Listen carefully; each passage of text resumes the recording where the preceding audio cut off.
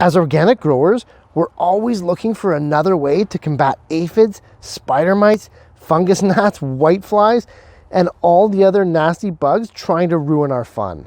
Of course, we want to fight these insect enemies safely, and one way to do this is with hydrogen peroxide. Just one spritz of a quarter strength 3% peroxide solution is enough to deter even the most fervent of pest outbreaks. Spray directly on the leaves or soil and feel assured that you're not resorting to harmful chemicals or insecticides. The other thing to note, that unlike a lot of other natural pest control methods, hydrogen peroxide seems to be somewhat effective against the eggs as well, and that's huge. A lot of times, these natural pest control methods need reapplication after reapplication. With hydrogen peroxide, I'm not saying you need to do it once and then it's all going to be fixed, but it does seem to be effective against all stages of the pest life cycle.